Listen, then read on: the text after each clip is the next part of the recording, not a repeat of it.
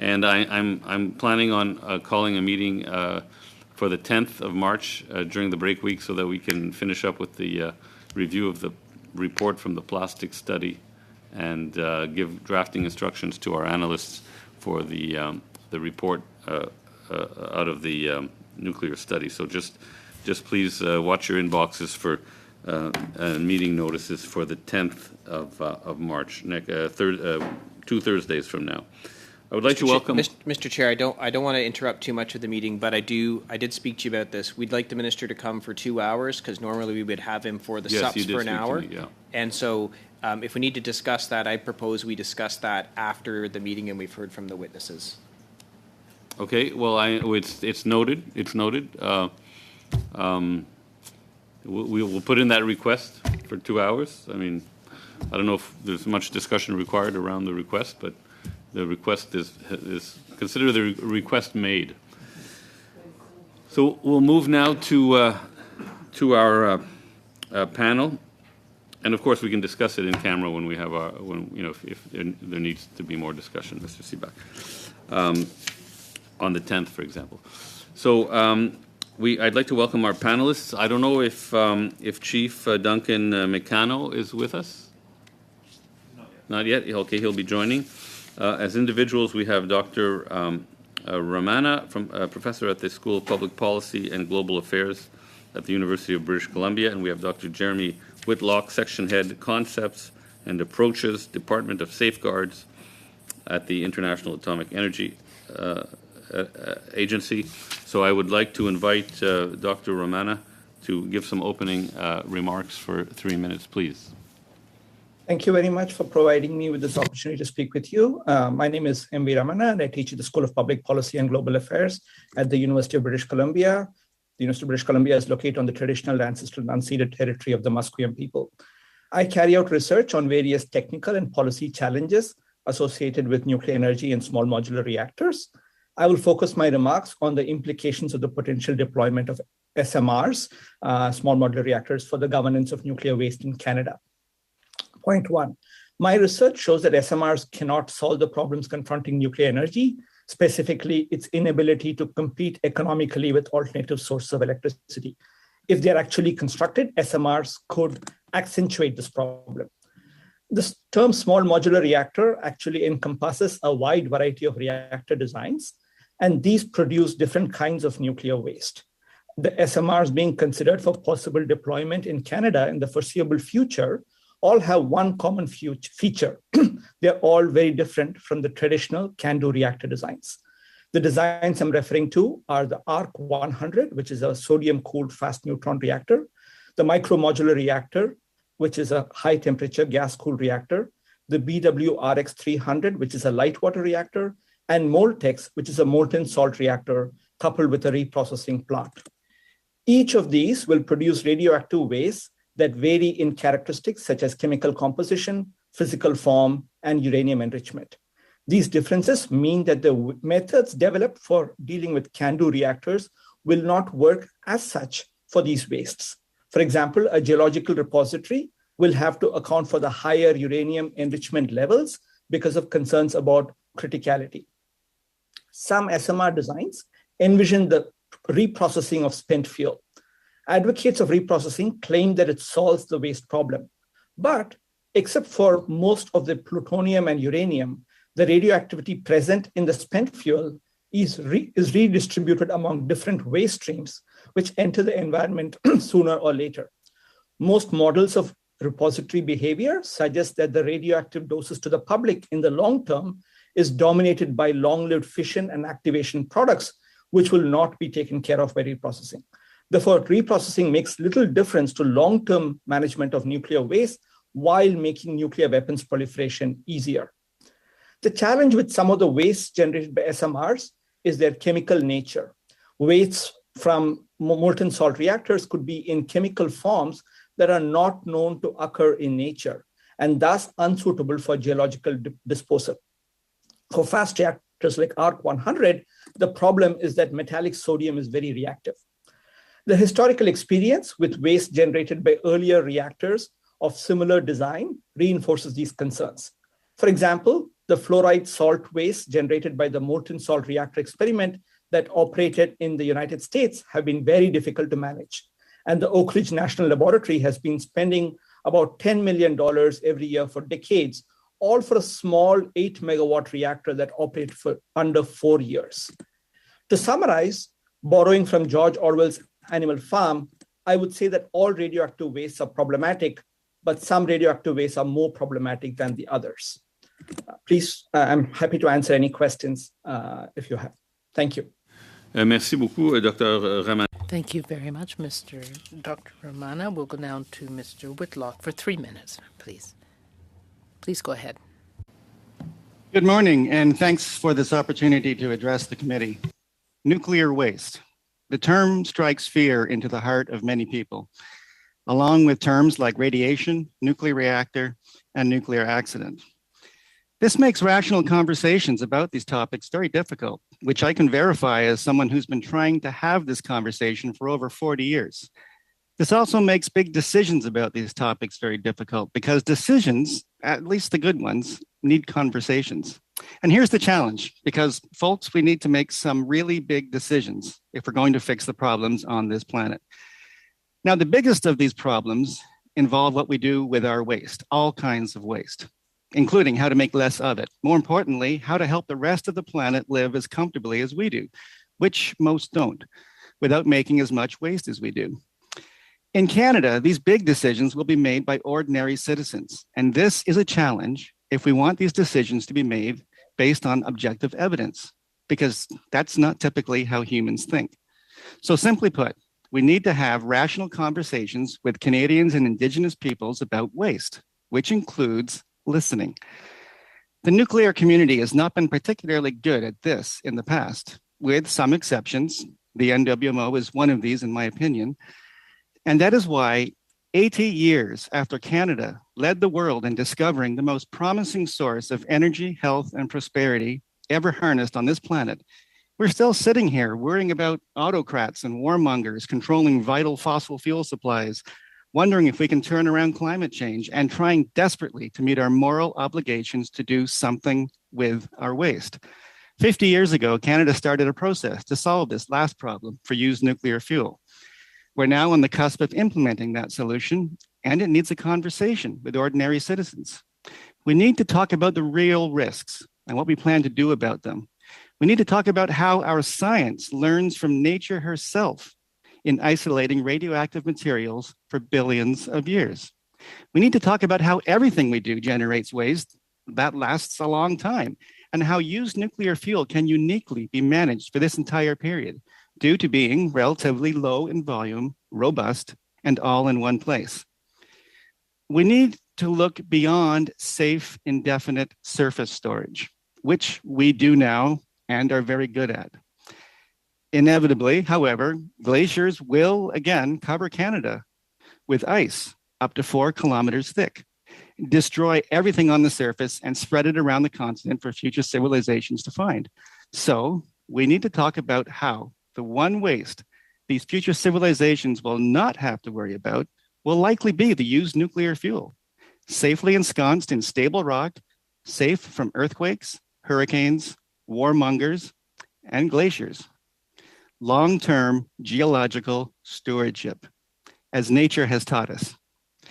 Let me close by saying that I deeply believe that equity of health and prosperity on this planet, sustainably achieved, is the noblest of human causes, and this was a big part of my decision to become a nuclear scientist. Thank you. Merci, Dr. Whitlock. Thank you, Dr. Whitlock. We will now open the first round of questions. Mr. Dreeshen, please go ahead. Well, thank you very much, and certainly to the witnesses, it's great to hear your perspectives on what we are discussing here in the Committee for Nuclear Waste. And of course, this morning we've heard testimony discussing global security issues associated with the nuclear energy industry, the reality of spent fuel management, the unique designs that allow for massive power generation without the downstream CO2 production. And again, we just heard the safety aspect of deep storage of spent fuel for future civilizations through glaciation action, and how different communities are also fearful of any nuclear expansion. And when it comes to glaciers, I go about 70 miles from my place, and I look at the sign that said 10,000 years ago we were under a mile of ice. And, so the rivers that we have and so on, they came because of that. So I know it seems a little odd to talk about what happens for civilizations down, tens of thousands of years from now, but these then do become realities, and so it's an interesting discussion that we have. Mr. Whitlock, your role is to ensure that reactor design at AECL meets international obligations on nuclear weapons non-proliferation, and you're also aware of Alberta's interest in SMRs, and you've done extensive work in the management of long-term management of spent nuclear fuel. And so I'm just wondering what advice you can give the committee regarding the proper management of nuclear waste now and for the future. Well, thank you for that question. So just to clarify, I'm not responsible for anything at AECL. I work in Vienna for the International Atomic Energy Agency. So I do work in the area of nuclear safeguards applied to all countries, including Canada. And in the past, I worked at AECL, and I certainly addressed the issues of spent fuel management. So the question was, what can we do best now and into the future? Well, what we can do now is essentially what we're doing now. We have surface storage of nuclear waste that is among the best form of storage of waste on the planet. It's remarkably robust. Looking at the spent or the used nuclear fuel, that is the reason why we can do it, because it is a robust material in the first place. And as I mentioned, it's all in one place. So what we're doing right now is fairly good. And you mentioned, and I understand why, that it's odd to talk about future civilizations. It certainly is odd, but when you think of it, that's what we're talking about with geological repositories. Otherwise, there's no reason to change what we're doing now. We're doing a very good job. If you visit the nuclear sites in Canada, you'll see where all the nuclear spent fuel is from the reactors, and it's very safe. And that's good for hundreds of years. That's good for as long as we can make civil structures. Civil structures won't last forever, and neither will civilization. And so we do have to worry about the glaciers, and not just the next glaciers, but the glaciation period after that and the one after that. And they'll come every several tens of thousands of years, and that is all within the life of this material. That is all within the life of any toxic material that's out there. We are looking at only nuclear waste when we talk about this time frame. I would say I wish we could treat all toxic material the way we treat spent nuclear fuel, and the way we look to the point, hundreds of thousands of years from now, instead of just hundreds of years in dealing with it. But you did say it's odd, and odd is one of the reasons why it's hard to have this conversation with Canadians, because it is something that is way beyond, well, even hundreds of years is way beyond the normal horizon of people's imagination. But why are we talking about tens of thousands of years, hundreds of thousands of years? With nuclear waste, you can put pretty good numbers on the waste, because we have it all in one place, because it's all in front of us, and because it's highly characterized. As soon as you put the numbers on the waste and say how long it's going to last, then people get scared. They don't realize that there's a lot of other waste out there, and a lot of it's not kept in one place. But because we can put the numbers on it, it raises people's fears about how long it lasts. Well, thank you very much, and I'd like to sort of address what you've said in discussion with Dr. Romana. In your assessment, I know that, and I've read some of the work that you have done, there's been improvements in new reactor technology, and so I'm curious about how that works. I know that you also discussed the fact that with SMRs and the different types of cooling processes that they have, that it's different than CANDU reactors. Is there that opportunity, though, to still have, as Dr. Whitlock had said, taking these products and putting them in deep geological areas so that this can be solved? Well, Vous avez in 40 prin- in prin- secondes pour répondre. You just have a few seconds to answer. The answer is yes, but because the wastes are in different chemical forms, there would have to be a lot of pre-processing done before it can be placed.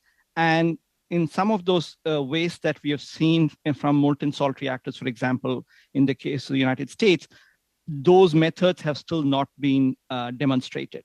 There are still wastes that have been generated 50 years ago, which have still not been emplaced anywhere, which are not in a form that can be emplaced anywhere. Parfait. And so merci. I Le would- temps est écoulé. Merci beaucoup. Thank you. Our time is up. We'll go now to Ms. Taylor-Roy. 6 minutes, please. Thank you very much, Mr. Chair, and thank you to both the witnesses for being here this morning. This is a very important conversation, of course, and Mr. Whitlock, you've mentioned that ordinary Canadians are involved in this decision making and will help make these decisions. And yet, from listening to your testimony this morning and to Mr. Ramana's, I'm hearing slightly different things.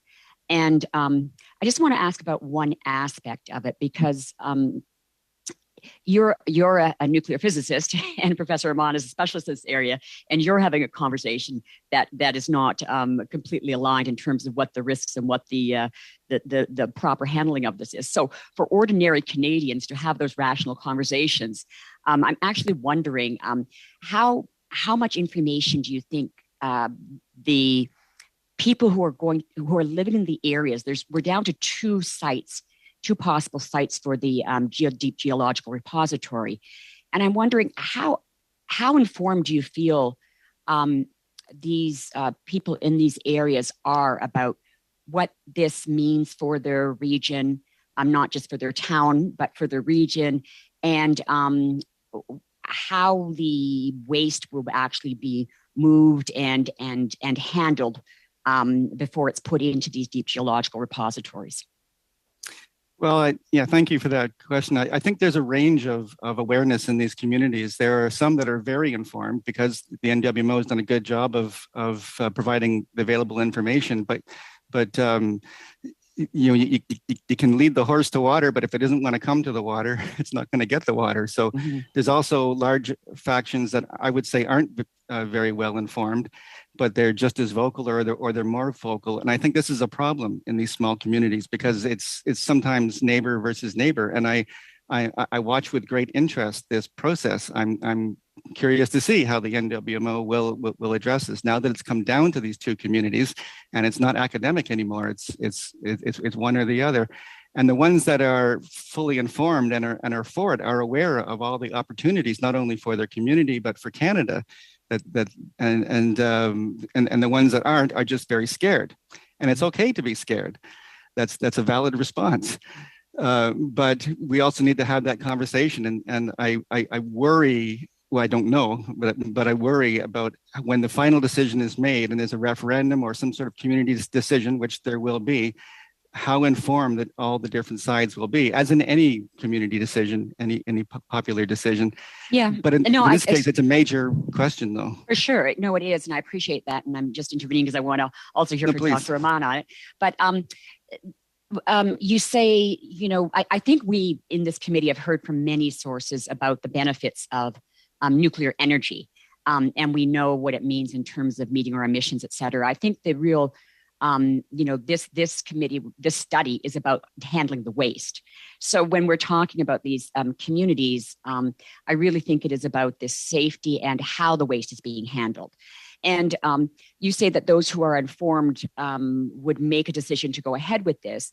And so, Dr. Ramana, you seem to have a slightly different perspective on some of this. And I'm just wondering, you seem to be informed as well. Maybe you could elaborate a little bit on what your perspective is on it. Yeah, I would say two things. One is that there's a wide range of information. And what the NWMO presents is just one aspect of that. If you look at studies of public attitudes towards technologies in general, nuclear power in particular, they are concerned about a range of issues, not just one particular number, whether it's the volume of waste or the probability of the radioactive dose that might come from it or something of that sort. They're concerned about potential risk to future generations. They're concerned about the possibility of major accidents, things which might go out of their control. And secondly, they're also concerned about what they will be able to do in the event of one of these things. And so when you look at all those studies, all you can conclude is that a technical approach to saying these are the only things that matter, this is the only information that matter, is sort of second guessing what the public ought to know. And the other point which I want to say is that, talking about the benefits of this, but in terms of jobs, in terms of the amount of investment that will be going into these communities, is like, in a way, offering them a small bribe, dangling a big golden carrot in front of them in exchange for them accepting certain risks. And so I think that these discussions often I agree with Dr. Whitlock that these discussions tend to be very problematic, but they're problematic precisely because of this particular nature of this deed. Mm-hmm. So do either, and just I know I have a couple more minutes left, do either of you have any specific recommendations on how to handle this issue? Because I think it is a very important one, the idea of informed consent and obviously being sure that, the communities affected are well informed and giving their consent freely. I mentioned in my opening remarks the importance of listening, and Dr. Ramana touched on this as well. We can't just define the problems. We have to listen to what the people think the problems are, and it may be problems we didn't even think about, but that's what they think the issue is, and we need to address them. So I think listening is very important. I think the NWMO, as I mentioned, has done a good job of this. They spent the first 3 years of their existence doing exactly that. But I think that's key. It's having the conversation, creating time. So it's not just a quick soundbite. It's not a meme on a Facebook page, okay, but it's talking with them. Merci. Merci. Alors, thank you very much. Ms. Posey, please go ahead. Thank you. I want to thank the witnesses for being here. My first question would be for Dr. Ramana. About a year ago, you submitted a brief to the Ministry of Natural Resources in New Brunswick about the development of the small module reactors, and I would like you to provide us with that. You talked about that technology, and you included the costs that would be involved in managing the waste produced by that project. You talked about new categories of liquid wastes, the sodium wastes. And so could you talk about the whole amount that would be involved, the costs of the waste management, and how it would compare with hydroelectric, solar, or wind power production? Interpretation did not come through. I can't understand. I'm sorry, I don't speak French. Est-ce que Is there an interpretation problem? We'll just stop to make sure that we have that problem dealt with. Mr. Chair, the interpretation came through. Oh, Dr. Ramana, did you put your interpretation? There's a at the bottom of your screen. There's an icon. Oh, okay. Okay, sorry. so could we start over? Could we start over? I'm very sorry about that. Yeah. No, it's all right. It's okay. Alors, Madame Posey, please go ahead with your first question. So just start again. Thank you. Dr. Ramana, a year ago, you provided a brief to the Ministry of Natural Resources in New Brunswick about small modular reactors, and I would ask you to provide our committee with that brief. You talked about the high costs of the technology, but you also talked about the costs of managing the radioactive waste developed by those projects, including the sodium-related waste and the liquid waste. So could you talk about the overall environmental and financial costs of dealing with the radioactive waste and how they compare with solar, wind, and hydroelectric power? Thank you. So I would talk about two different economic costs.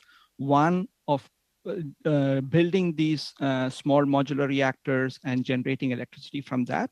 And that is going to be much higher than alternatives like solar and wind, because these smaller reactors lose out on what we call economies of scale.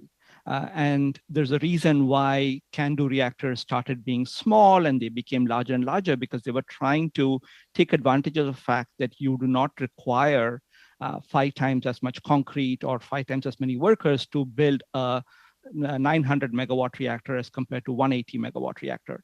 When you go small, you're losing out on those economies of scale. And so the cost of per unit of power capacity or electrical energy generated would be higher for small reactors. The cost of dealing with nuclear waste is a relatively small fraction of this cost. But it is something which is going to be important when you're considering different alternatives, different kinds of waste management practices, as well as different kinds of reactor designs. In the case of small modular reactors, as I mentioned, in the case of ARC-100 or the Moltex design, there would have to be an enormous amount of pre-processing done before these wastes can be converted into a form that can be emplaced inside a geological repository. And I mentioned some cost figures that we know from Oak Ridge in the United States. These are quite high compared to other kinds of radioactive waste forms. And we actually do not have a complete figure because there is still uncertainty about how exactly these wastes will have to be processed. I hope that answers your question. D'accord. Alors, Thank you. So you don't have complete numbers. Now, there have been errors that were in information, but they have not yet been corrected. So how do you explain these contradictions that actually are in contrast to the recommendations? The costs that we see, the claims about costs that we see made by some developers, I think are very optimistic and intended to make their technology seem more acceptable and more economical than they really are. As I said, I don't think anybody really knows these costs because these methods have not yet been perfected. We also do not have experience with actually operating repositories to the extent that we have these experiences. For example, in the waste isolation pilot plant in New Mexico in the United States, there was an accident that happened within 15 years of the waste site being commissioned. And that dealing with that accident cost billions of dollars. How do we account for these kinds of potentialities? Is the cost of waste storage include those potential accidents? And the answer is no.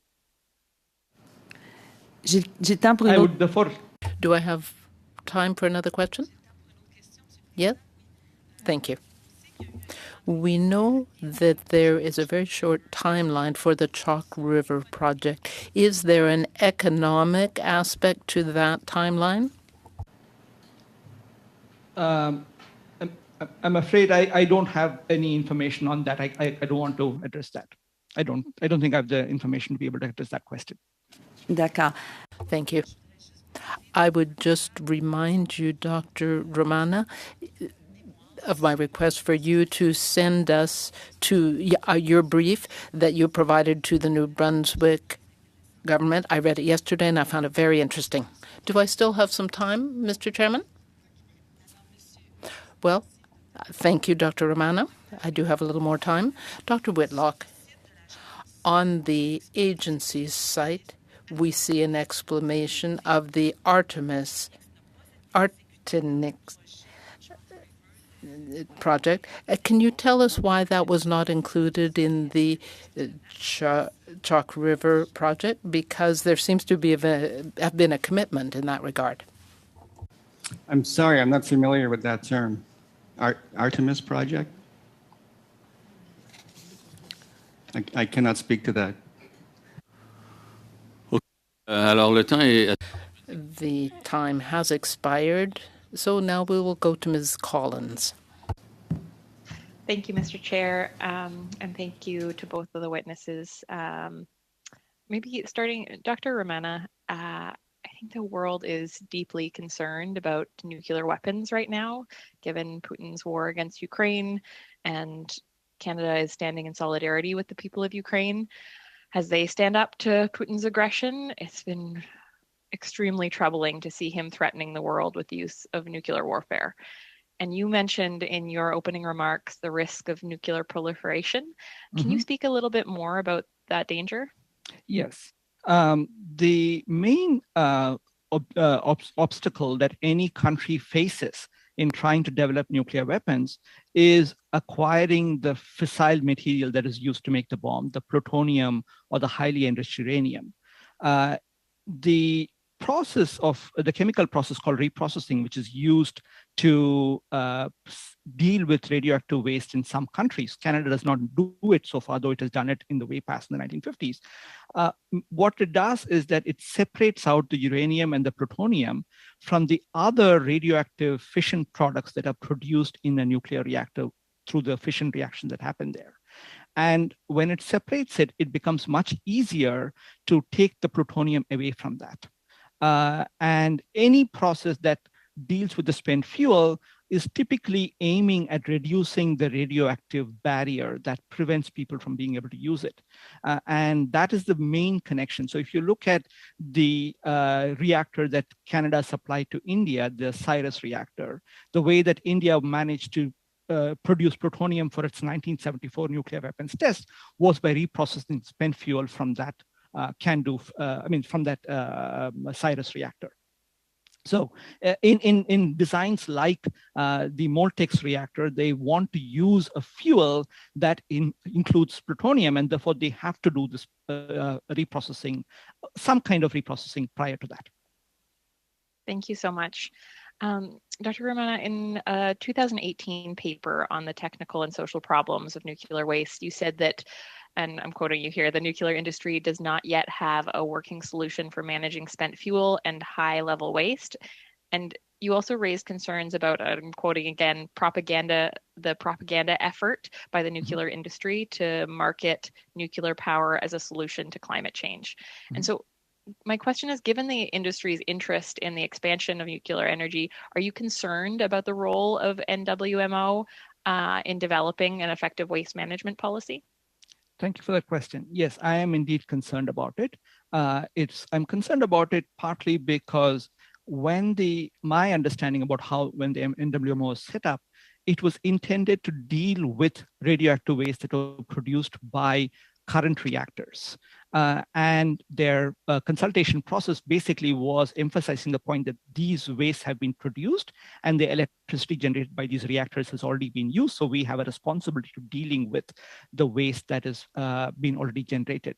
However, they have pivoted now to trying to say, because we have developed a methodology to try and deal with the current reactors, we can do this for any future reactor, thereby opening the possibility of constructing new reactors. And I think that's a concerning aspect because of two reasons. One is all the technical reasons. For all the technical reasons that I mentioned, the way that NWMO has tried to address CANDU reactor waste will not apply exactly as it is to small modular reactors of the kind that are being concerned. The second was because of this compact, that the idea was that the current generation has a responsibility to deal with the radioactive waste produced by electricity that's generated earlier, cannot translate into taking responsibility for any future reactors that are being considered. And that I see as part of the effort to try and sell small modular reactors as a potential solution to climate change. I also, as you mentioned, don't think nuclear power can be an effective solution to climate change. Thank you so much. And so just maybe on that piece, you had recently co-authored a paper about how small modular reactors fail the test of time and cost, and that aren't up to meeting the challenge of climate change. And specifically, you had talked about the kind of timeline to 2030 and 2035. Industry witnesses have kind of held up small modular reactors as a silver bullet when it comes to Canada's emissions reductions, are a really important piece. And can you talk a little bit more about your response to those? Yeah, so we've been hearing about small modular reactors for a long time. In 2001, for example, the US Department of Energy put out a report where they promised that there were some reactors that were ready for commissioning by the end of the decade, which is 2010. The current estimates are that the earliest small modular reactors in the United States might be commissioned by 2029, 2030. So that's 20 years past that deadline. And this has been a historical pattern.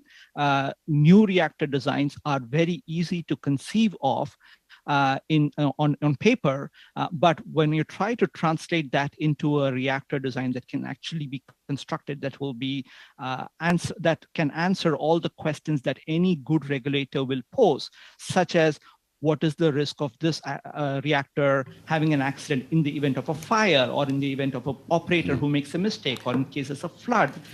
Those are very difficult questions, and it'll take a long time for any reactor design to be able to develop to that point. Thank you very much. That's why I don't. Thank you. A very interesting discussion. We'll go to our second round, starting with Mr. Seaback for 5 minutes. Thank you, Mr. Chair. Dr. Whitlock, I'm going to ask you a bunch of questions to try and unpack some of the answers that we've just heard. I don't have a lot of time, so I'm hoping you can answer succinctly. It was suggested that there's no plan for disposal of waste, and there's concerns about the plans of the NWMO. That's number one, and seems to be concerns about dealing with waste from SMRs. Could you comment on both of those things? Yeah, thank you. So no plans. I think there is obviously a plan. It's the plan that's being implemented that we've been talking about. The plan includes, and always did include, all types of nuclear spent fuel. It's just that CANDU spent fuel was the prominent one, and still is the prominent one to be speaking about. So it always did include, although SMRs weren't even a gleam in the eye back then, SMR spent fuel. And there will be technical challenges that one will have to address before the spent fuel from the SMRs can be put into a geological repository. So I agree with Dr. Romana on that. I have great faith in the technical ability of our scientists and engineers to do that. There's things you have to do, they will do it. And the repository itself, the concept of the repository remains the same. There's all kinds of radioactive material in the earth that Mother Nature has isolated for billions of years. So with the system we have now, do you think it has proper oversight and that there are assurances that the agencies responsible for waste are independent? I believe so. I know there's been criticisms because people follow the money, and the NWMO is funded by the nuclear industry, and so people think that therefore there must be a conspiracy theory to cut things short. But the functioning of the NWMO itself is an independent body, and it's at arm's length, and it has a very transparent process that started off by talking to Canadians and asking them, how would you deal with nuclear waste going forward, including doing what we're doing now and just building more and bigger surface storage facilities. And the Canadians that attended the meetings strongly said in favor of a geological repository, but taking into account new technologies that would come along. And so that was the adaptive phased management approach. We do have a long time before the spent fuel from the SMRs is going to have to go into a repository, and all of that time will be spent working on the technology to be able to put it there. So I guess what I'm going to ask you this, in general, in your view, the current framework Canada has with regards to managing nuclear waste, you would say it works well? In my observations, yes, and in talking to Canadians, yes. One other comment from Dr. Romana I want to ask about you. He was saying none of this factors in the cost of potential accidents. Given your area of expertise, what are you saying are the risks of the accidents with respect to the storage of nuclear materials? Well, we have to keep in mind. Sorry, I'm hearing a lot of feedback. We have to keep in mind the difference in the types of materials. Yes, the spent fuel from SMRs will be different from CANDU spent fuel, but it's not going to be like the stuff that was in the waste isolation pilot plant in the US that had the accident. That was weapons processing waste, a very, very different composition and treatment. And certainly they learned some lessons there, but those lessons specifically do not impinge upon the technology for power reactors, including small modular reactors. So I think, yes, there is a technology hurdle that will have to be addressed. We have time to do that, and there will be some costs that will have to be addressed. And you have to always address the safety, but I don't think it's something that is unmanageable, and it's something we need to include in our toolbox. We need to have nuclear power as one of the tools going forward. I don't know if you can do this, but would you assess the risk of accidents as very low, low, incredibly low, medium, high? Is there a scale that you could give on this? If you're talking about accidents to spent nuclear fuel, I would say it's low. Okay. Thank you very much. Yeah, I mean, you have 10 seconds, but I mean. Okay. I will go now to Ms. Thompson.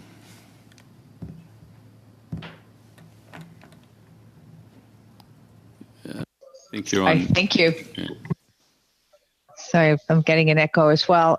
Thank you, Mr. Chair, and thank you to both witnesses. It's certainly it's a very complicated topic, and I really appreciate both of your perspectives today. To you, Dr. Whitlock, the Government of Canada's draft on the policy of radioactive waste management and decommissioning. This document was released on February 1st, 2022, and the public comment period is open until the 2nd of April, 2022.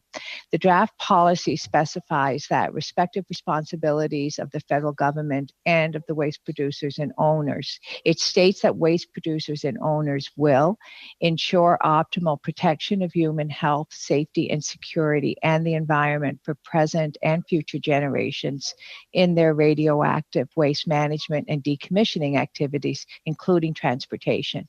Second, characterize, classify, and document the radioactive waste in order to define and implement waste management and decommissioning solutions that are commensurate with the risks in both the short and long term, and decommission facilities and sites within appropriate time frame to avoid transferring the responsibility to future generations, and recognizing that alternative approaches may be justified subject to approval by the regulators. The question is, will waste owners be required to document waste according to an agreed upon record keeping standards to ensure that future generations will have the information needed to safely manage these wastes in an accessible format, even as technologies evolve?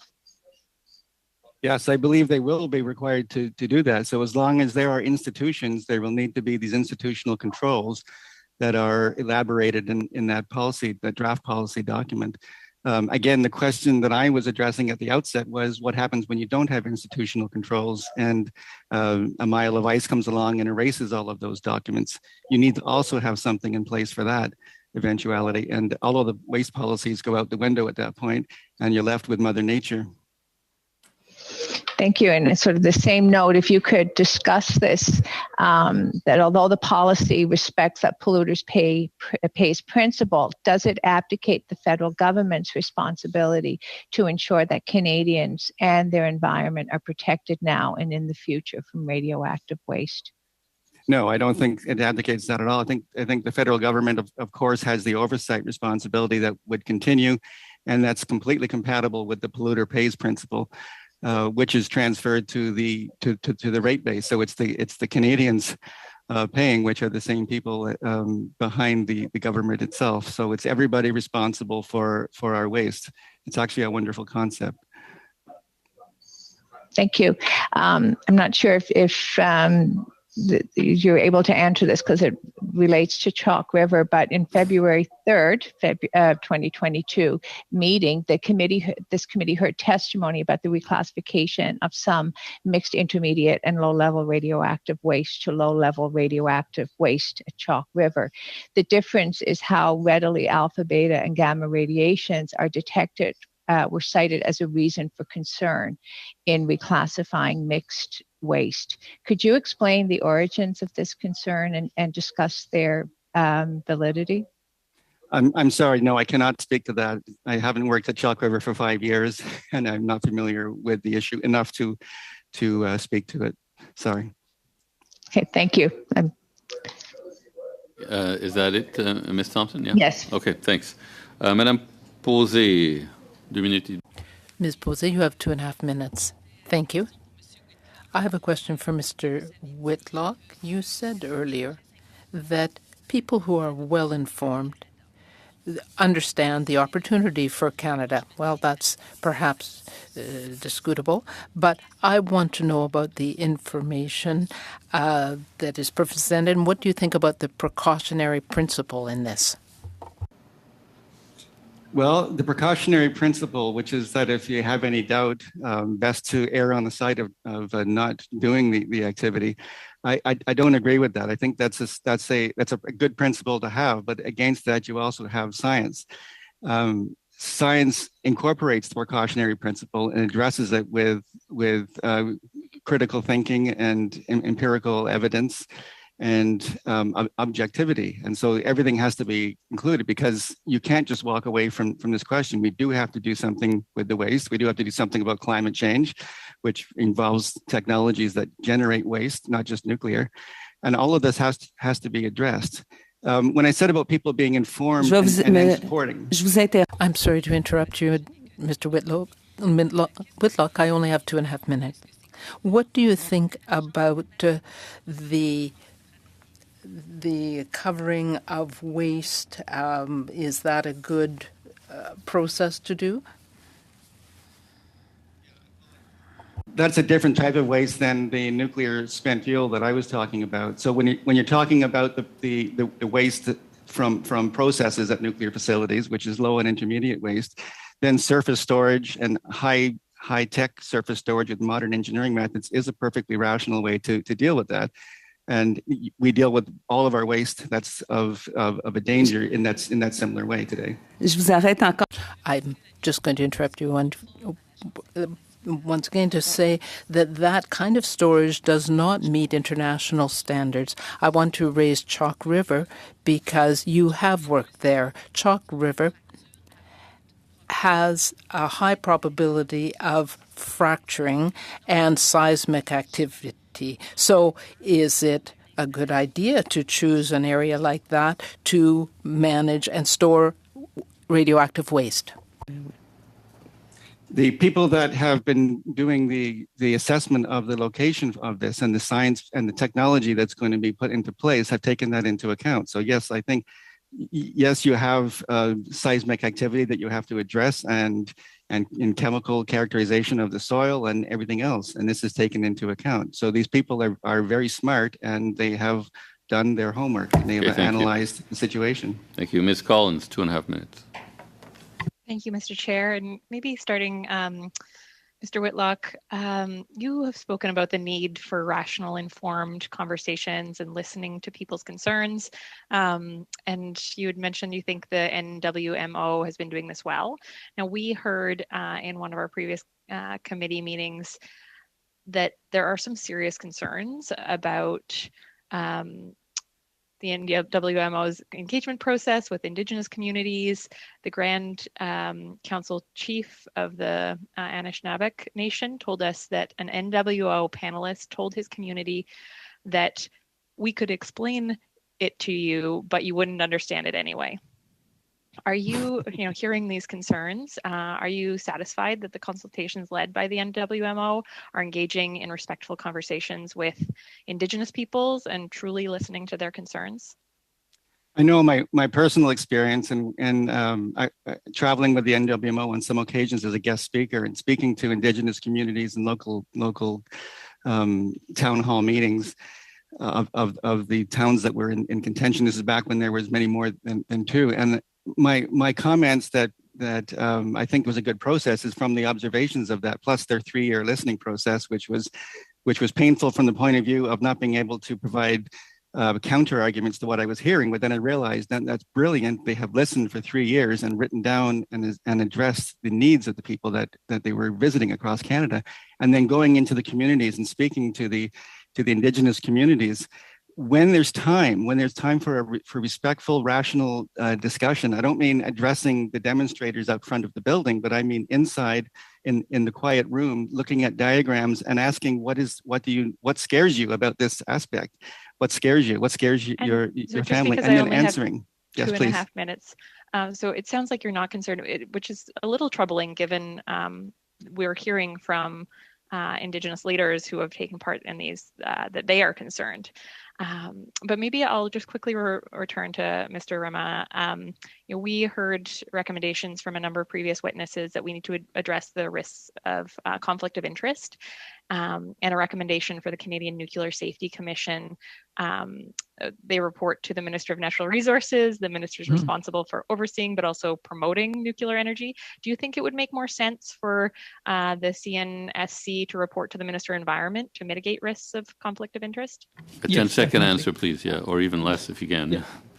Yes. Answer is yes. That's. Thank you, Dr. Ramana, for accommodating our time limit. Mr. Carey, for 5 minutes, please. Thank you very much, Mr. Chair. And is there a bit of an echo? Are we okay? Okay, good. Yeah, and first of all, I'm really pleased to be part of this committee. It's good to see everyone. Dr. Whitlock, I'm the Member of Parliament for Oshawa, and basically I live between Darlington and Pickering, two well-known nuclear facilities. And I must say, most of the people in my community are pretty comfortable with the situation. We live there. We work there. We have neighbors who work in these facilities. We have kids that go to school, become nuclear engineers, and we see the economic benefits of it. And I think one of the most important reasons for that is the industry, I think, overall has done a very good job with us locally educating people on nuclear and what it's all about. One of the questions I have for you is, though, moving forward and looking at places to actually store this long term, many Canadians are happy when these are government facilities, but moving forward, I think some of the storage facilities may be privately run. And I was just wondering if you had a comment on risk benefits for people who live in communities that these storage facilities will be. As far as transparency, do you think access to information, do you think everything is manageable so the industry can get the information out and people such as in my community that have a lot of questions can get those answers? Well, for sure, there has to be rigorous oversight by the federal government and by the regulator, and that will always be the case regardless of the operator. So I think I know that there's a perception that if the government's involved, perhaps everything's being taken care of. There's probably a lot of perceptions the opposite of that as well. But the common denominator is that there is a strong regulator, and that has to be demonstrated. And if it's not perceived to be strong, then that has to be addressed as well. Information needs to be made and time needs to be given to all points of view and addressing credibly all of the questions that arise. Well, again, in my community, we live close to these facilities and like I said, very comfortable. I did want to ask you for a comment early on. I think Dr. Ramana was saying as far as meeting our climate change objectives, not only here in Canada, but globally. We do have to have a mix, and in Ontario, nuclear seems to have performed quite well. Do you see any way to net zero if we do not utilize nuclear energy? I think we need all tools in the chest. I think SMRs are the way that we can sell nuclear power to a new generation, but we can also build CANDU reactors. Those are on the shelf. We can build those as well, and your witnesses in the next session can answer to that. So I think nuclear is necessary, as well as renewables. Everything has to be contributing together in the way that Ontario has done it, to have an almost 100% clean grid.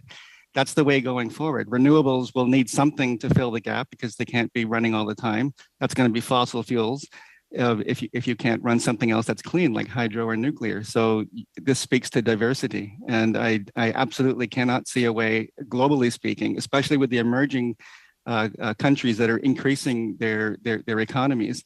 And they're just going to make all the same mistakes we did if we don't provide them with these cleaner solutions. I can't see how nuclear can be overlooked.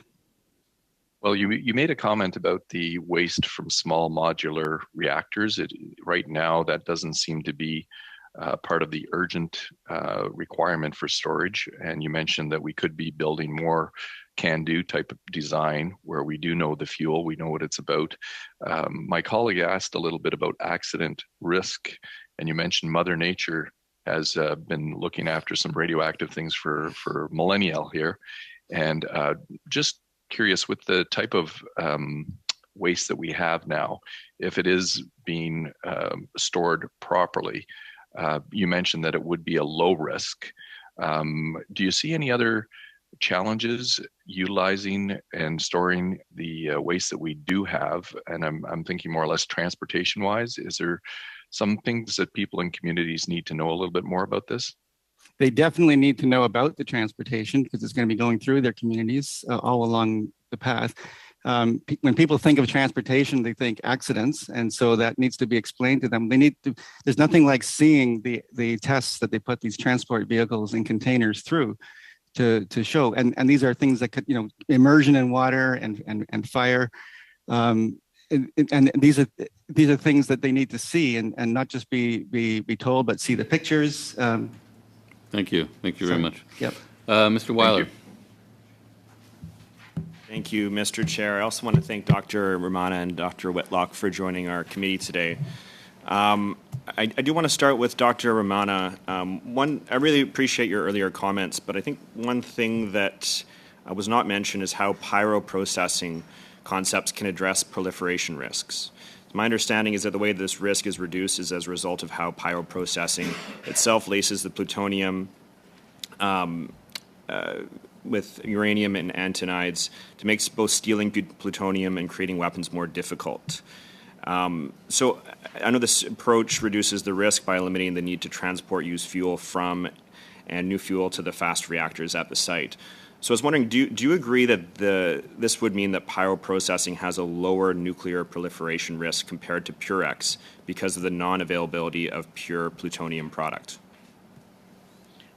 The issue is not that the pyroprocessing has a little bit of contamination of the plutonium.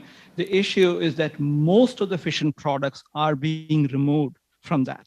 So you're making the task of proliferation much easier compared to leaving the plutonium in the spent fuel as such, which Canada has been doing so far, right? The approach that NWMO has taken is that the spent fuel will be as it is placed in casks and inside the geological repository. And that's a far better way to address the proliferation risk. So you're trying to compare a really bad process, which is a Purex process, with a bad process, which is pyroprocessing. Thank you. Next question for Dr. Whitlock. You mentioned that you'd like to see other chemicals treated like nuclear waste at ground storage. We talked about the benefits are going to be seen for future generation. So I'm wondering, why would we invest right now in geologic storage, given the need to make major investments in decarbonizing all other energy sources in Canada right today? The need is because Canadians have recognized that we have to be doing something about our waste right now with this generation and the next generation, so that 15 generations from now they're not having to deal with their waste. So that's the need. It's a moral obligation.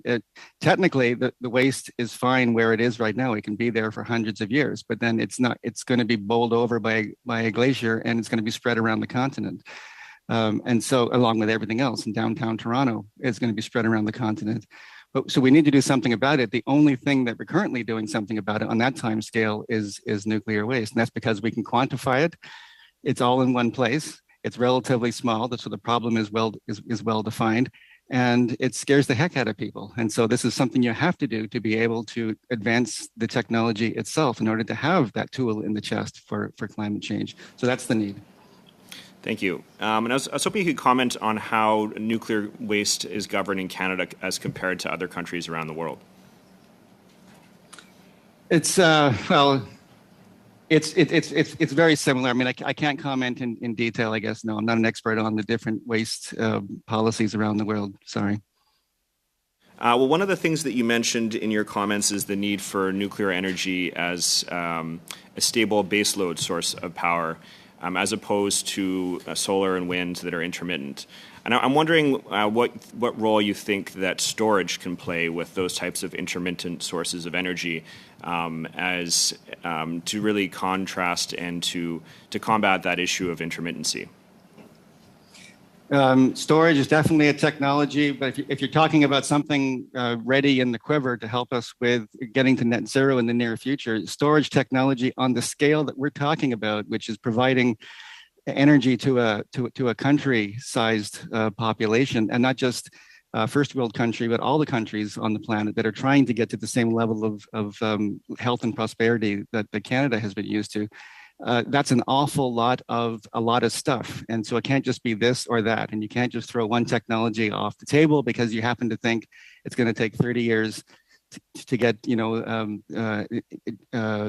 economies of scale or something down to where it's practical. We need to be having, unless there is a moral reason not to be doing it. If it's something that's technically solvable, then we need to keep all the tools in the chest. You have 10 seconds. I'll just end it there. Thanks.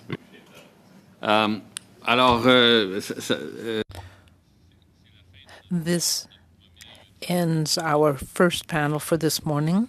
I would like to thank our panelists for being with us this morning, for sharing their expertise, and for providing input into our study. It has been very interesting. So thank you once again. We will suspend briefly so that we can bring in the next panel, about 5 minutes. And then we will go with opening remarks and questions. So thank you again to our panelists for being here this morning. Thank you.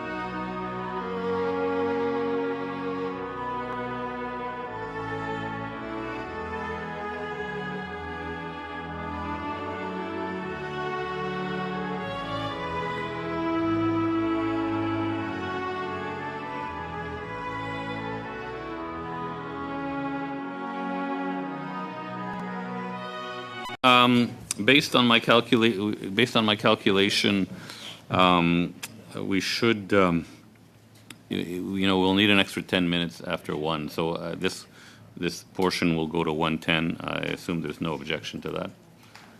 That allows everyone to get in their questions according to the time limits. So we'll start with the 3-minute opening statements. I'd like to welcome our witnesses. We'll start with Atomic Energy of Canada. I don't know who will be presenting for the 3 minutes. So is it Mr. Dermakar or Mr. McDonald? It'll be Fred Dermakar, the president and CEO of AECL, who will be presenting. Oh, I'm so sorry. Yes, of course, Mr. Dermakar. I'm very sorry. I didn't clue in there. So go ahead, please. Thank you, Mr. Chair, and good afternoon, everyone. Il me fait plaisir d'être ici. I'm pleased to be here today to discuss our role in waste management. Acknowledging our commitment to healing and reconciliation with Indigenous peoples. In Ottawa, where I am located today, I acknowledge the land I stand on is the traditional land and unceded territory of the Algonquin Anishinaabe people. Je serai bref et mon... I will be brief, and I will focus on 2 main points. First of all, the role of AECL in managing nuclear waste, and secondly, what we are doing to protect the environment and to manage our nuclear waste. And we receive funding from the government to deliver on our mandate, which includes driving nuclear innovation for Canada and cleaning up federal nuclear legacy waste. We deliver this mandate through a government-owned, contractor-operated, or GOCO model. Simply put, our contractor, Canadian Nuclear Laboratories, manages and operates our sites across Canada on our behalf. AECL provides direction to CNL and exercises oversight to ensure Canada derives value from the GOCO. AECL continues to own the sites, assets, and liabilities. This is a model that has been used elsewhere in the world, and we have drawn from international best practices and lessons learned in putting it together here in Canada. Over the past 70 years, AECL's work has had a profound impact on the lives of Canadians, whether it is the way we power our homes, with 15% of Canada's electricity coming from nuclear power, or the way we fight cancer. The medical isotopes produced at Chalk River, which are used to diagnose and treat cancer and other diseases, have benefited millions of Canadians and people around the world. But like any human activity, they create byproducts and waste. And as such, AECL is responsible for the radioactive waste that results from our scientific and medical isotope production activities. All of our waste is safely stored, and we are looking at long-term disposal solutions. Time limits today, I want to stress that one of AECL's role is to represent the interests of the Government of Canada in the management of its radioactive waste and environmental liabilities.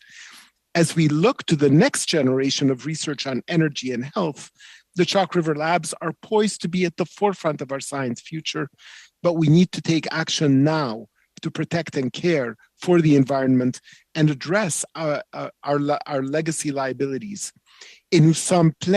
And we are fully committed to working with the Canadian public and Indigenous peoples openly and cooperatively to accomplish this. Merci and miigwech.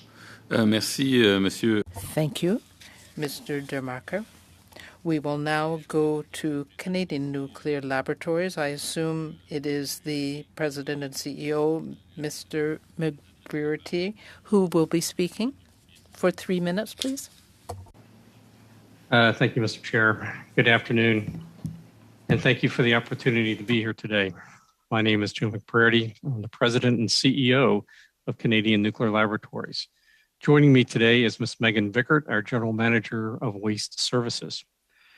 My remarks today will address the committee's study on nuclear waste management practices. I am quite proud of the work that we do in this area. To begin, I believe it is important to understand the origins of the waste we are discussing. For over 70 years, CNL and AECO have been conducting groundbreaking research at the Chalk River Laboratories.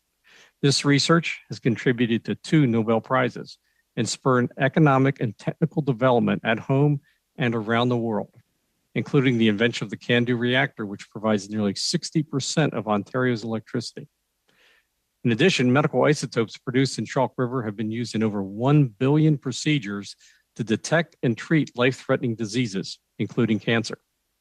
While our history has brought immense success to Canada, it has also created nuclear waste that must be cleaned up, including contaminated soil, legacy waste management areas, and old buildings. Though these materials are being safely managed today, permanent solutions are absolutely necessary. In 2015, CNL began to clean up the Chalk River site, including nearly 200 structures to reduce the risk at our campus. This and other related work includes the repatriation of 35 tons of high and low enriched uranium assets back to the United States, their country of origin, the reuse of legacy material for exciting applications for the future, and the drastic reduction of radiological and hazardous material source terms. Today, I am very proud to say that 110 structures have now been safely remediated, work which is subject to rigorous planning to minimize material that is sent for final disposal. The majority of this material is known as low-level radioactive waste, and CNL has proposed a near-surface disposal facility as the best approach to isolate and to contain these materials, to reduce risk, and to protect the surrounding environment. Intermediate level waste will undergo processing to reduce volumes before it is safely stored for the long term at a new modern facility until a national determination has been made on its disposition. As for high level waste, we plan to transport nearly all of this material off-site to the Nuclear Waste Management Organization's deep geologic repository for final disposition. Cleaning up this waste allows us to position the campus for the future, to restore our lands to their proper state, to improve accessibility to the site, and to ensure the safety of the environment, our workforce, and the public. We expect that all this waste will be safely addressed by the year 2070. That may sound like a long time, but this is painstaking work that follows strict regulatory requirements. Looking to the future, CNL is advancing new clean energy technologies, including small modular reactors and hydrogen, and pursuing another life-saving isotope known as actinium-225. This is promising research for CNL and our nation, and this is enabled by our nuclear facilities and modern waste management practices. Thank you once again for the opportunity to be here. Ms. Vickert and I would now be happy to answer any of your questions. Merci, merci. Thank you, Mr. McBrearty. We will now go to Patrice Desbiens, the Deputy Director of Gentilly II Facilities for Hydro-Québec. Please go ahead for 3 minutes, Mr. Desbiens. Thank you. Thank you, Mr. Chairman, members of the committee. Hello, my name is Patrice Desbiens, and I'm the Deputy Director of the Gentilly II Facilities at Hydro-Québec. I'm pleased to join you today, and I'd like to thank you for inviting us to discuss nuclear waste management. Before starting, I'd like to give a little background. We at Hydro-Québec operated the Gentilly II nuclear facilities safely and reliably from 1983 to 2012. It was permanently shut down on December 28, 2012, and we've been proceeding with commissioning it, and this will be fully dismantled around 2062. The first 2 phases have been completed, and the first phase was stabilization. The reactor was shut down, the fuel was removed from the reactor, and systems containing heavy water were drained, dried, and put in a layup state. The spent fuel had to be stored for 7 years in a pool before being transferred to dry storage units. This was completed in December 2020, and we're currently carrying out activities for a storage with surveillance phase. The key remaining activities are the radiological, environmental, and physical monitoring of the site. Radio waste management is central to our decommissioning activities, and that's what I want to talk to you today about. After considering the various decommissioning strategies, Hydro-Quebec selected a deferred decommissioning approach. This means we will proceed with the final dismantling after a storage with surveillance period of about 35 years. A number of points were analyzed and considerations taken into account because radioactive waste management is a key factor. It's based on the availability in 2048 of a permanent site for the disposal under the NWMO. A more rapid decommissioning would involve storing and monitoring and additional costs. It's worth noting also that decommissioning over a 40-year period means that there's more time for the radioactive material to decay. Until the permanent site is available, we are continuing to monitor and maintain the strictest physical security at the facilities, and we are working to reduce the volume of nuclear waste currently stored on our site to ensure sustainability and optimize future transfer. Like others responsible for Canadian nuclear facilities, we're aware of our grave responsibilities toward generations today and the future. Thank you. Thank you, Mr. Desbiens. We will now go to the first turn, and Mr. Mazier will ask his first question. 6 minutes, please. Thank you, Chair. You know, I'm new to this committee, and I'm learning about nuclear, and I'm always so impressed how proactive the nuclear industry is, and how they're really concerned about our future and future generations. So thank you for that in general. So, Mr. McBurdy, is the legacy waste located at Chalk River safer by being stored in a near surface disposal facility or above ground as it is now? Just a short answer. It is much safer to be stored in the near surface disposal facility, vice above ground. I would just add that a large percentage of our waste exists today and it is not contained. It is not isolated. It is open to the elements. Good. Again, being back to that proactive, you want to do better. So great. There has been some concern over the NSDF at Chalk River being located close to a river. Why do you think this is, and should Canadians be concerned? Thank you, sir, for the questions. And folks are generally concerned because they look at the geographic separation between the proposed site of the NSDF and the Ottawa River.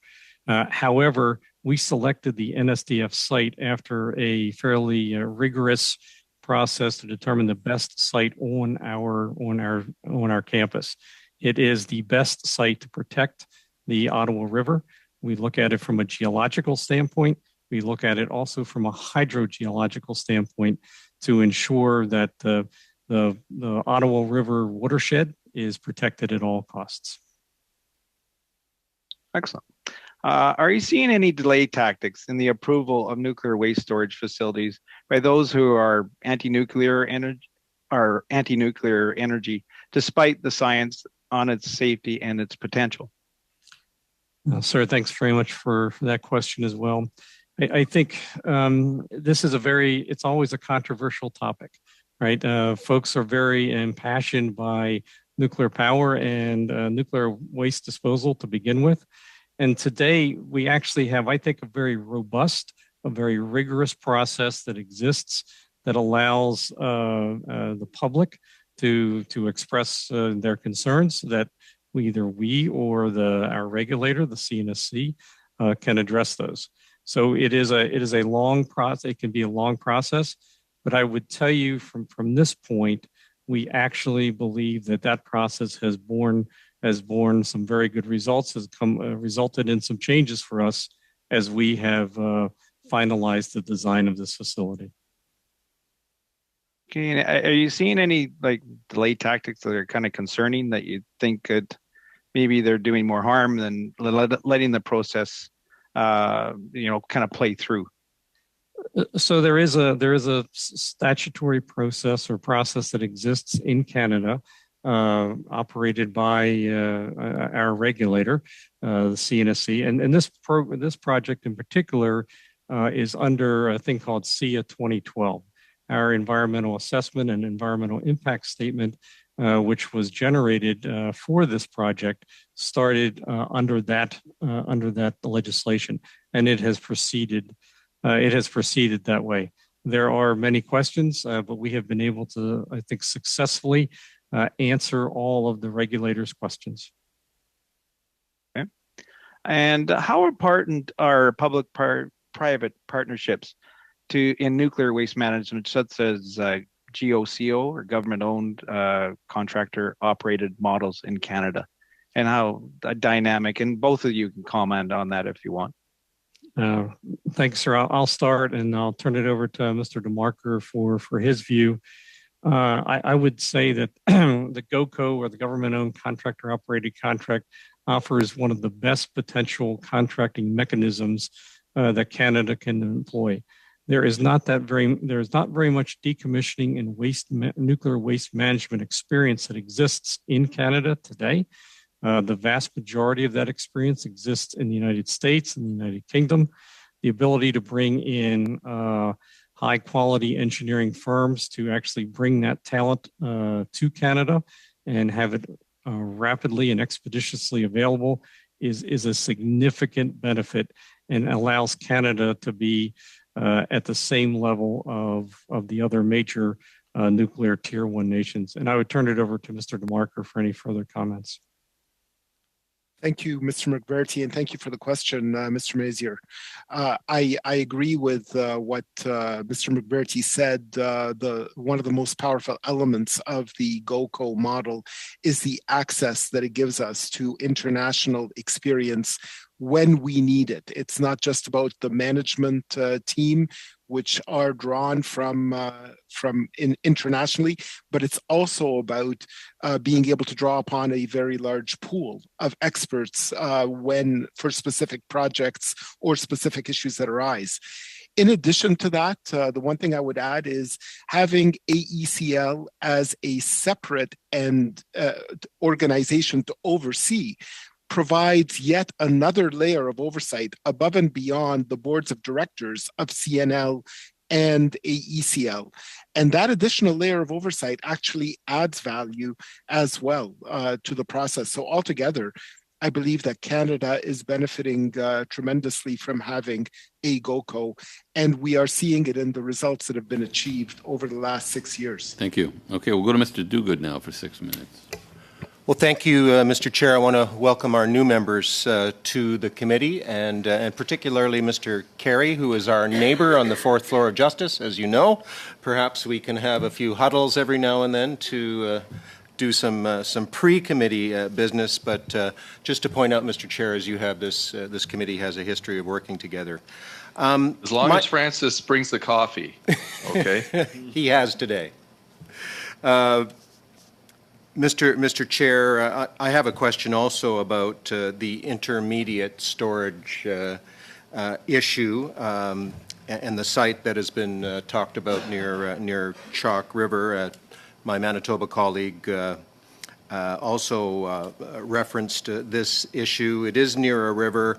Yesterday, the International Panel on Climate Change released their report with a major emphasis on climate change adaptation. We are going to see floods and drought, and I'm just wondering if, in consideration of that intermediate storage, we have considered the factors contained in the IPCC report. And as one of our speakers mentioned, there still is this perception problem, and I wonder if they took that into account in making a decision on the site. Thank you, sir, for that question. This is Mr. McBrady from Canadian Nuclear Laboratories. It's a very pertinent question, and it was one of the founding principles that we embarked on, was to ensure that man-made or natural events would have no impact on this particular storage facility. A couple of things I do want to just clarify. When you use the term intermediate, there can be several different connotations of that. Intermediate in the nuclear world, in the waste world, means something a bit different. It's a bit higher classification of waste than what we are proposing to go into this near surface disposal facility. Intermediate level waste does not go into this facility. The near surface disposal facility is a disposal facility for low level waste, but we considered all possible climate change and major weather events. We looked at back-to-back or 100-year floods, 200 or back-to-back 100-year floods. The facility itself is actually about 50 meters above the Ottawa River as it is today, and it's about 40 meters above the highest expected floodplain. We actually analyzed not only for climate change events, but also dam failures. We are on a water system that is dammed, and so we looked at potential dam failures upstream of the facility, and there was no impact. As a matter of fact, the base of the facility was significantly above any of the highest water level hypothesized. Mr. Chair, my last question I think we have time for. I've mentioned to this committee that while I'm intrigued with the small modular reactors, I remain agnostic, and I believe all technologies that we use in combating climate change have to compete on cost and on safety. I wonder if either speakers in this section of our deliberations this morning heard the previous speaker, Dr. Romana, and his concerns about dealing with the waste from small modular reactors. But I also wonder if, I'm just hearing competing views. I'm trying to sort out the science, and I wonder if there has been a major view of small modular reactors from the view of its potential to reduce emissions, as well as its safety as a relatively new technology. Science, I learned in university, is a contact sport. You can see science very different depending on the value base that you have. So is it time for a major review on small modular reactors to answer some of the questions that are in the public realm? Well, thank you for that question, sir. I will turn that initially over to Mr. DeMarker to give a view from AECL, and then if there's any further questions, I will certainly follow up with you. Thank you, Mr. McBurty, and thank you for the question. Our view at AECL is that there are that nuclear is part of the solution to climate change, and there are three pathways to nuclear. One is the refurbishments that you see going on right now in Ontario that will ensure that the existing reactors continue to operate for a few decades more into the future and provide clean energy. The second is SMRs, and the third is our own technology, the CANDO technology, looking at modernizing and refreshing it and making it available as an option. With respect to SMRs, it is really important that we demonstrate their effectiveness. There's a lot of talk about what SMRs might do, but really the proof is in the pudding, and that comes with demonstration. Sorry, that's a good point to end on. We can always take up the discussion with other questioners, but we're over time. I'm sorry to cut you off, Mr. DeMarker. It's unfortunate that I have to do that, but we'll go to Madame Posey, and there'll be, I'm sure, opportunities to continue with your line of thinking. Madame Posey, allez-y. Please go ahead, Ms. Posey. Thank you very much. I am very interested in Chalk River. Perhaps Ms. Vickard could answer my question. Have you calculated the ambient radioactivity at Chalk River, or are you planning to do that? Yes, Megan Vickard. The baseline ambient reactivity is actually presented in our environmental impact statement, and we have calculated the ambient reactivity that the proposed near surface disposal facility would represent. And because it is only low level, waste that's going to the facility, there's no incremental increase or hazard that the public or workers would be exposed to. Merci. Thank you. Thank you for that answer.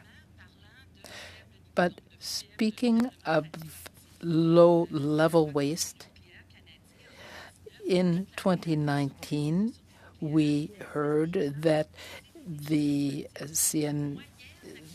CNSC was informed that there would be intermediate waste in the above-ground containment, but we are now hearing that it is only low-level waste. So is it only low-level at Chalk River, or is it low-level and intermediate? The proposal did contain a very, very small amount of intermediate level, and that's where the environmental assessment process worked quite well. We heard from the public that they had concerns with that. So we did revise our project to include only low level. So there's only low level waste that will go into the near surface disposal facility. And that's a great example of how the environmental assessment process does work for the public to have input into it. Je vous remercie. Thank you. My interest in Chalk River is, in particular, that I get my drinking water from the St. Lawrence River, and of course the Ottawa River goes into the St. Lawrence. We know that Chalk River is in an active seismic zone, and that there was a reduction in the criteria to make the site eligible, but the international agency said that any such site should be far from a drinking waterway. Knowing all of that, how can the CNSC and others still recommend this site? I assume that's still directed at me. So I'll start off by saying we all have an underlying interest to protect water resources. In fact, I live directly across from the Chalk River site. So I drink well water directly in the vicinity of the facility. And I do believe that the proposed NSDF adds additional safeguards to protect our key water sources. CNL's proposal for near surface disposal actually does follow international guidance and standards, and we have demonstrated that with concordance tables in our documents that are available on our public, available to the public on our project's website. And we've actually had direct webinars on the topic of how we meet international guidance, but more importantly, how we meet the Canadian framework and the requirements in Canada for proposing a disposal facility. Alors, je reviens.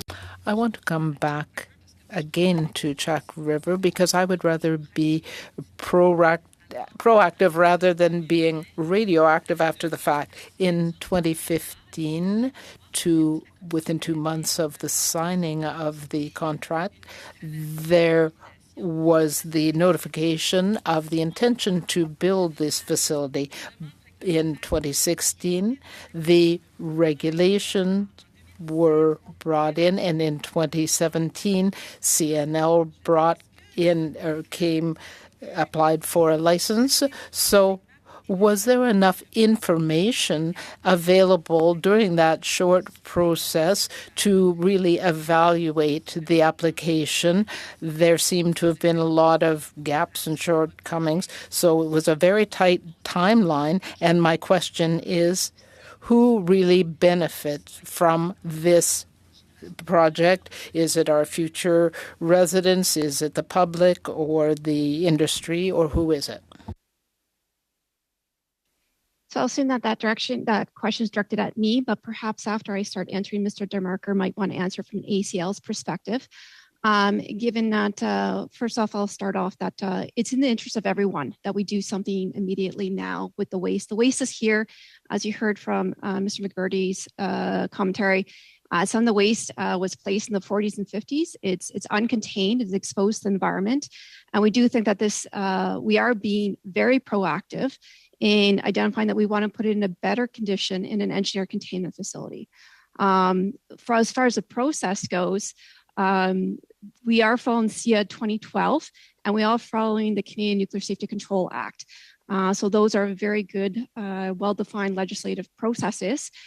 We started our draft EIS in environmental impact statement in 2016 with lots of engagement from the public and in Indigenous First Nations. And only 6 years later, last summer, was the environmental impact statement accepted by CNSC staff. Now we're going through a very rigorous process of the commission hearing, which is another formal avenue for the public and Indigenous First Nations to be involved. So I think there's a number of processes at play here. Merci. Thank you very much. I just want to interrupt you to ask for two documents, if I may, Mr. Chairman. I would like to know what the revenues are for the CNL for the imported radioactive activity, and how much cobalt-60 waste is coming into Canada, and where is it stored? Thank you, Mr. Chair. My first question, it's been mentioned the AECL uses the government-owned contracted operated model, the GOCO model. So AECL owns the facilities and has the responsibility for environmental remediation and radioactive waste management, and CNL is responsible for the day-to-day operations. So CNL is run by a private sector consortium of which SNC-Lavalin is the majority shareholder. So my question is really around what differences exist in public access to information for information managed by CNL versus that managed by AECL. Is CNL subject to the provisions of the Access to Information Act? Yes, thanks for that question. As Mr. McBurdy and Mr. DeMarco may want to provide a few more pieces of opinion on this, but we are subject to what I would call Freedom of Information Acts. That's a term I'm used to since I'm from the United States. But yes. AECL is subject to ATIP. Was that the question? AECL is subject to ATIP, and AECL does publish information on its website that discusses the activities that are undertaken by AECL through CNL. I'm sorry, you're on mute. You're on mute. So AECL is subject to the provisions, but CNL is not. Is that correct? My understanding was that CNL was not subject to the provisions of ATIP. Okay. Joe, we've given you conflicting answers. I would like to verify that. If we can come back to it between Mr. McBurdy and I, we will verify. If you folks could send us some information afterwards in writing, that would be really great. So the Canadian Nuclear Safety Commission is conducting the environmental assessment of the near-surface disposal facility at Chalk River. We've heard a little bit about it, that it started under a different assessment. And so if the environment assessment for Chalk River were to start today, the Impact Assessment Agency, not the CNSC, would conduct the assessment. It seems to me there'd be more public confidence in the proposed disposal site if it was under this Impact Assessment Agency assessment. Is there a reason why you haven't asked for that? So thanks very much for that question. I think we probably just need to make a few things clear. The Impact Assessment Act allowed for projects that were already underway under SIA 2012 to continue under SIA 2012. One of the key parts of differences in the Impact Assessment Act and SIA 2012 was the engagement with Indigenous nations and communities. We have conducted significant and extensive engagement ever since the project was started back in 2016, and we continue to today with the significant engagement with Indigenous communities.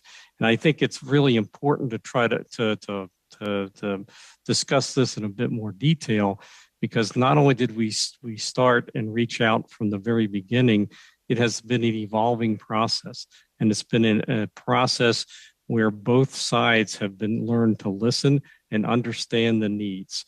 We have actually, gone through several changes in our approach to this project, because we have heard from Indigenous communities. We have had hundreds of interactions with local Indigenous communities in the Chalk River area or an area that could be impacted. Thanks so much. And so if the project were approved, what ongoing environmental monitoring, such as the monitoring of concentrations of radioactive elements in surface water and groundwater, would be required of the CNL of Canadian Nuclear Laboratories? And would that data be available to the public in a timely manner? Yes, thanks for that question. So as part of our commitment and commitments and part of our environmental assessment, we drew up a large number of committed to actions. They're part of what we call our environmental assessment follow-up monitoring plan, which will take into account not only environmental monitoring, but areas such as forest management, noise reduction, species at risk, and potential cultural impacts. And let me just go back just for a second, because I think it's important that this has been an ongoing, as I said, evolving conversation with all the local Indigenous to understand what their real concerns are. And I think Mr. I only have a very DeMarco. short time left, so maybe Mr. DeMarco, I see your hand up. Very briefly, please go ahead. Thank you. I just want to respond to the question on ATIP. I have confirmed CNL is not subject to ATIP. However, all of CNL's documents are AECL's documents. AECL is subject to ATIP. So in that regard, Mr. McBrearty is vicariously subject to ATIP. Thank you for that clarification. We appreciate it.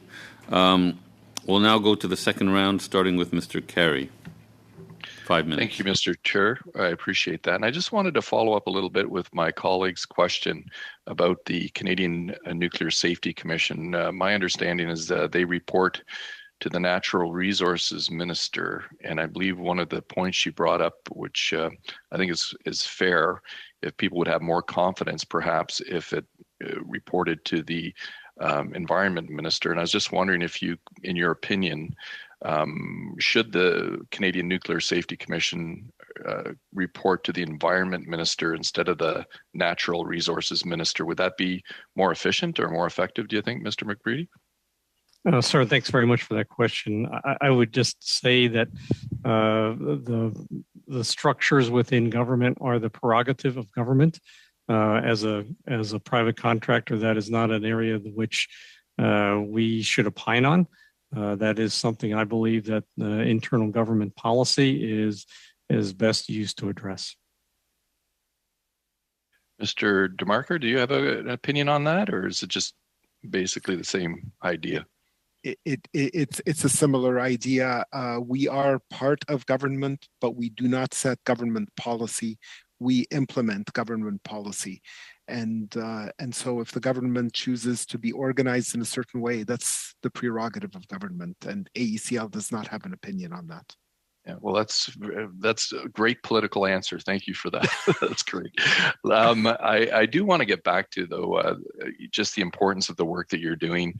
As I mentioned with the previous panel, being in Oshawa, I'm surrounded by nuclear plants. I have Clarington on one side, I have Pickering. Really, it's such an important part of our community and our economy, but we do need to look at some long-term storage. And I did ask the previous panel this question, and I would like to get your opinion on it. Maybe, Mr. DeMarco, if you want to start off.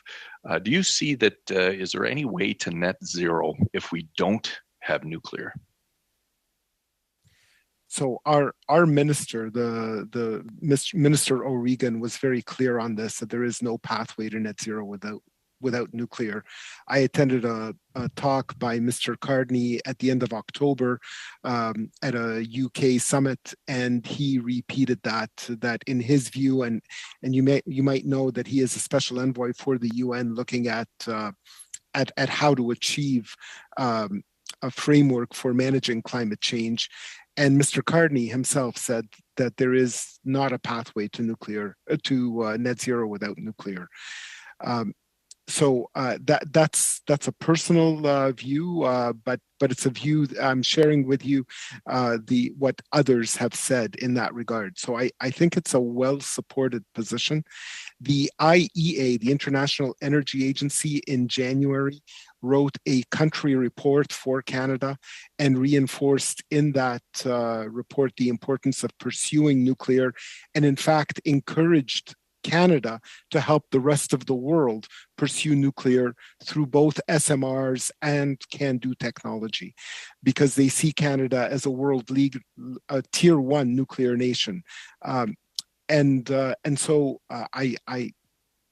reading all these documents, it's hard to argue that nuclear is not part of that solution to net zero.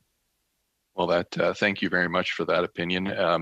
I as well think that Canada has a great opportunity to take a leadership role in the full cycle of nuclear, whether that's mining or long-term storage.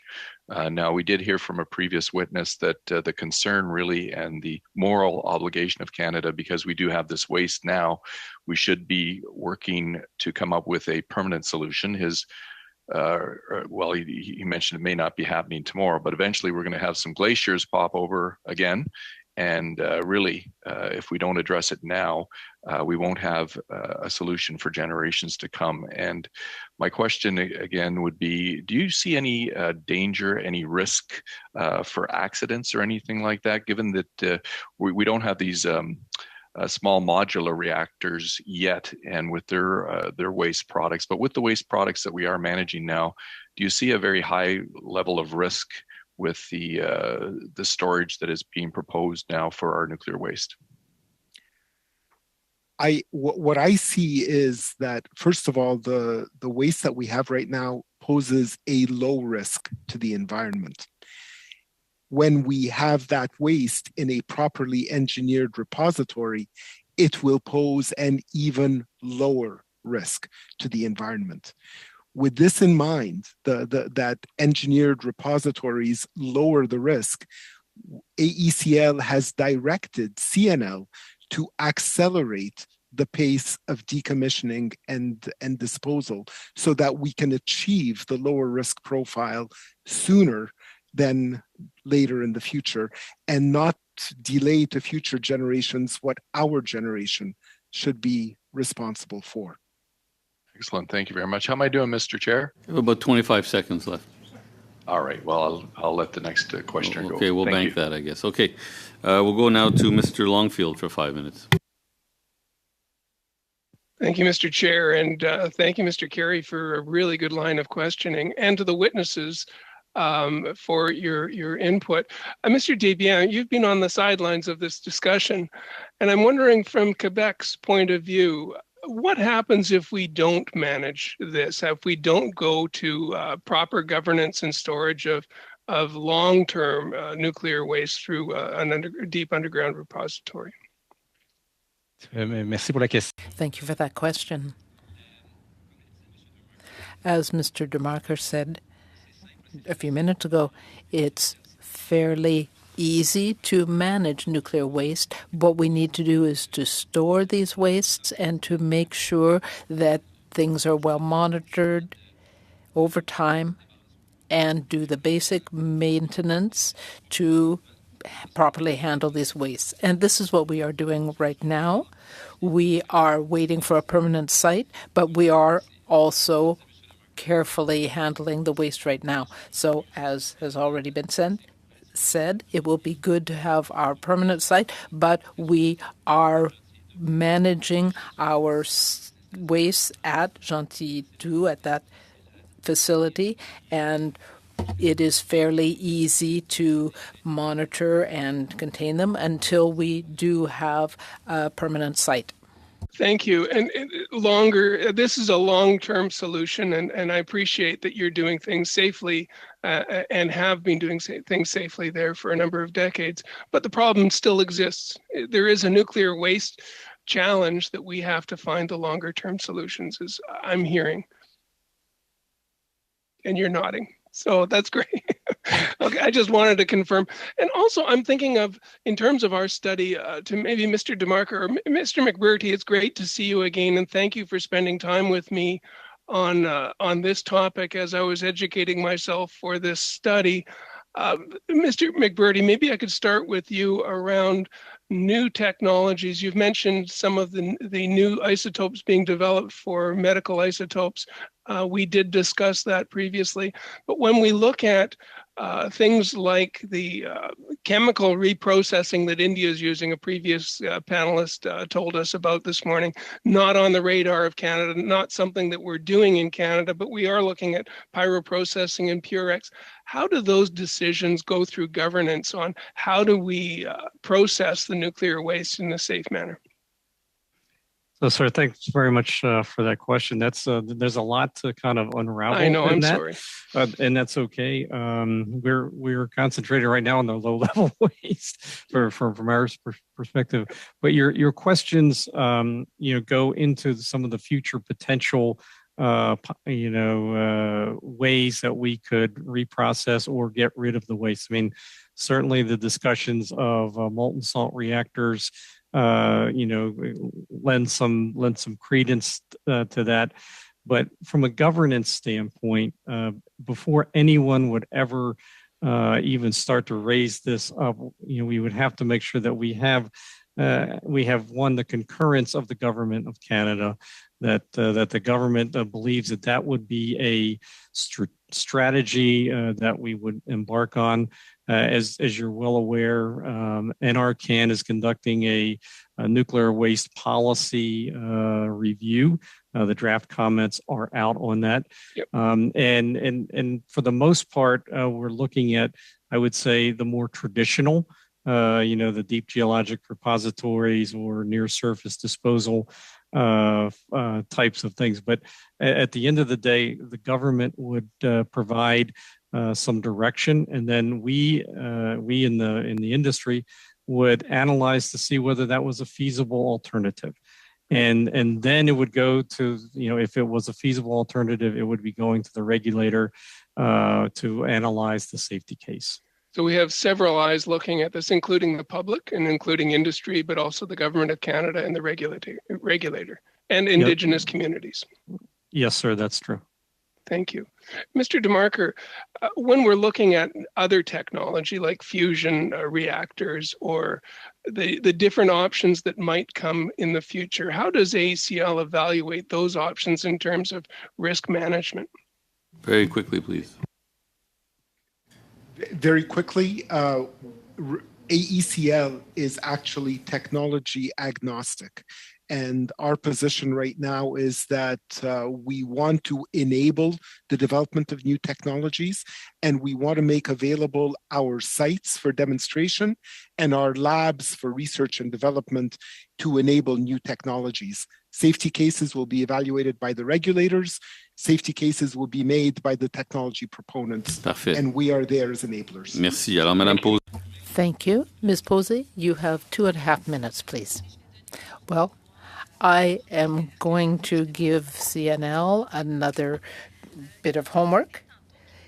It was mentioned earlier that the Chalk River site was chosen because specialists in geology, in hydrogeology, gave good references, but in fact, there is other evidence to the contrary. So I would like to have those references, the names of these experts who recommended the Chalk River site.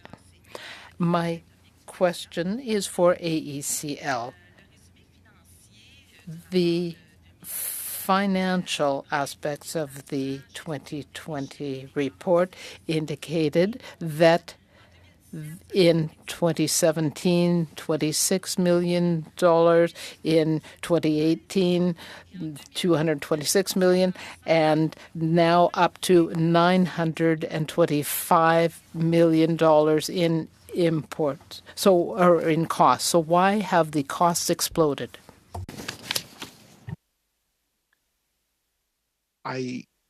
I'm not entirely sure of the numbers, Madame Posé, that you are referring to.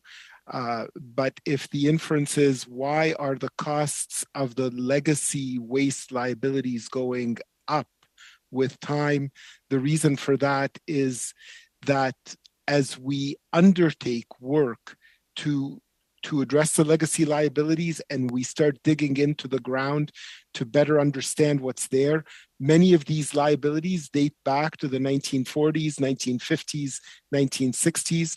Our records were not complete.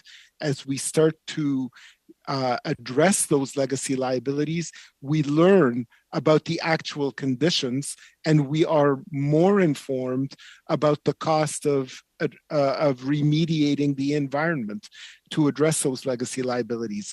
So for that reason, the costs have gone up. This is consistent with what we see in other countries as they, like the UK and the US, as they start to address their legacy liabilities from 50, 60, 70 years ago, they see their costs going up as well. The fact is, the actual legacy liability is going down with time as CNL executes the environmental remediation. Thank you. Madam Collins. Thank you, Mr. Chair. I wanted to ask, the committee has heard some concerns about the reclassification of some mixed intermediate and low-level waste at Chalk River, and some of the current concerns about the consistency of classification standards across the industry. Who decides on the classification of waste and the management solution? So I can take that. So the classification, the waste classification in Canada is identified in the Canadian standards. The nuclear industry has a CSA standard that identifies different classifications of waste, and that is also consistent with the CNSC. The regulator within their regulatory guidance identifies the 4 classifications of reactive waste. And just out of interest, those classifications are consistent with international IEA classifications for reactive waste as well. And have you heard the concerns about the classification standards across industry, concerns about the consistency of classification? Yes, and I do think that there's perhaps a perception issue because we are consistent across the nuclear industry because it is identified in CSA standards and our regulators' regulatory guidance.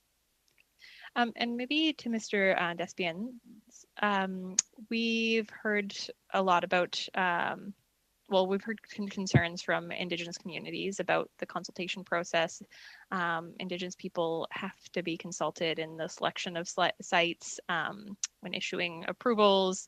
In your opinion and in the work that you're doing, have Indigenous people been engaged in a manner and on a timeline determined by those communities who are choosing to participate? Je peux parler pour la communauté qui est proche. I can speak for Gentilly too, that project. We've had a lot of consultations with the Abenaki about the plans for decommissioning, and no concerns have been expressed. They are comfortable and we meet with them regularly, and as far as I know, they are quite satisfied with the plans. At the end of time, Ms. Collins. We'll go to Mr. Seaback. Great. I'm going to try and do a little bit of cleanup as this is our last round here. Mr. DeMarco, you were giving an answer with respect to on SMRs in earlier questioning. If you'd like to give a further answer or finish your answer, could you send that in writing to the committee, please? And any of our other witnesses today, if you didn't get the time to fully answer a question, I would invite you to finish your answer in writing and submit that to the committee before we finish our study. And to everyone on the panel, I'd like to ask, does the system work? And are there any improvements that you would suggest? And when I say the system, I mean managing nuclear waste.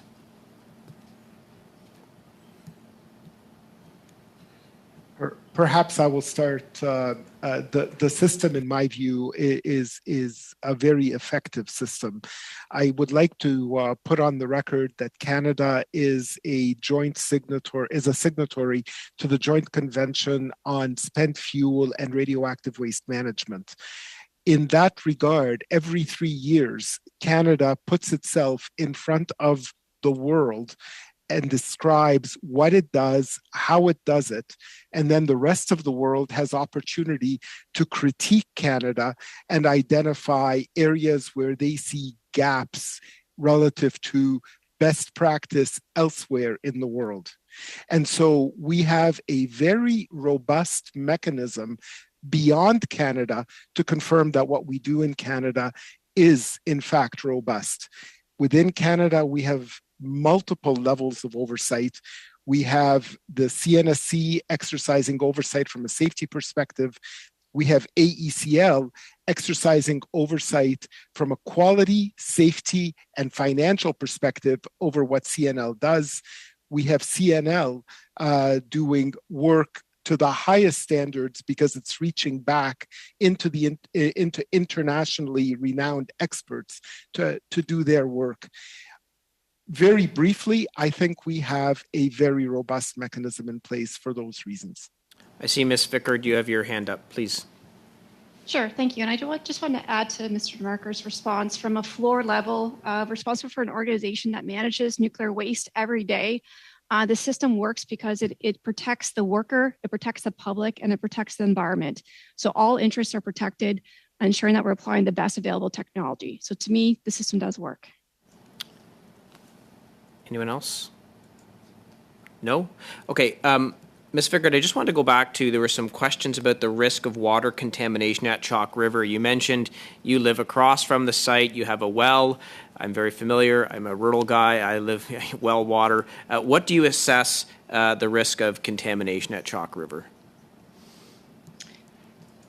The current waste, as we've already identified, is low, and it's going to be even lower by putting it in an engineered containment system with the near surface disposal facility. We have a very robust environmental monitoring program that includes groundwater sampling, surface water sampling, soil and air sampling, not only on the Chalk River site, but off the site. And we also look at ways of improving that program, and that's one of the areas that we've been working with Indigenous First Nations of ensuring that we incorporate some of their traditional knowledge into our environmental monitoring program, and perhaps even have them conduct their own environmental monitoring. Mr. McCready, yes. Yes, thank you very much for the opportunity to comment here. I think it should be, I don't think it can be overstated that a good portion of the waste that we have today, as I said earlier, is exposed. It is exposed to the elements. Most folks think of nuclear waste, they think of it in sealed containers at nuclear power plants. The vast majority of our waste, about 500,000 cubic meters, is soil. It is in the soil. And it is in old building materials, World War II era buildings, which actually are far closer to the Ottawa River than the proposed NSDF. So the risk, is the desire and the design of the NSDF is to reduce the risk to the public, as Ms. Vickard said, and to our workforce and to the environment. And frankly, I think it's probably the right answer to go forward. Thank you. Thank you. We have 10 seconds left, Mr. Seaback. I would just say if anyone has any other information they think that would be relevant to the committee, please submit it in writing. Thank you. Ms. Taylor-Roy. You're on mute. Mr. Chair, just point of order. Are we going? Yes, I mentioned at the very beginning that we would go over a little time. We're down to the last questioner, so we'll be done in 5 minutes. Great. Okay, I'm so sorry. I do have to leave. I pushed it back as long as I can. That's fine, I think. I mean, yeah. Please proceed. Okay, thank you. Go ahead, Ms. Taylor-Roy. Thank you very much. I was listening with interest when you were talking about the international review and how every 3 years as a signatory you go before an international body. And I'm just wondering, the United States of America Department of Energy also did produced an international review panel report in 2020 for the Chalk River Laboratory site. And in that report, they had 35 recommendations, 76 suggestions, and 5 best practices that could be followed. And so in keeping with that comment you made about, being a signatory and getting this feedback, I'm wondering, were there any specific proposals that came back from that United States Department of Energy study that have been implemented or that you've considered in moving forward? And I guess a more basic question for me is, why did the U.S. Department of Energy conduct a study on Chalk River? Ms. Vickers? Perhaps I'll start and then Mr. Dermarker can add. Specifically, that study was actually an independent review that ACL commissioned to review our safety case for the near surface disposal facility. Mm-hmm. And with respect to the recommendations, we've incorporated all of the feedback we heard into our safety case already. So we've incorporated the information that is relevant for the current phase of the project. There are some recommendations once we're into operation, but we haven't yet constructed because we're waiting for a decision from the CNSC, obviously. Those best practices, I just want to identify, are things that we're already doing well. So not best practices that they want us to do, but things that we already implemented well in the project. That's great. But given time, thank you very much for clarifying that. That's great to hear. And the second thing I wanted to ask about was really Indigenous consultation. And you mentioned that the major difference between having the review done by the Impact Assessment Agency of Canada and the previous legislation under CA 2012 was the participation of Indigenous communities. And I'm just wondering, I understand that it was permitted under that your grandfather to a certain extent, but given the emphasis on truth and reconciliation, and especially Call to Action 92, and that were signatories to UNDRIP, do you think that it would help with relations with Indigenous communities if you actually did proceed under IAAC rather than the old legislation? So thanks, ma'am, for that question. So I think it's first important to understand that CNL and AECL fully support all Indigenous rights, under the UDEC, and we have done early and frequent engagement. We will continue to do that as we go forward. That is part of our process, and that's part of our commitment. And when we look at the commitments, as I said earlier, that we have made to the CNSC as part of to the community, I guess, as part of our EIS and EA, those commitments are not only short-term, but many of them are very long-term, for long-term relationship agreements, et cetera.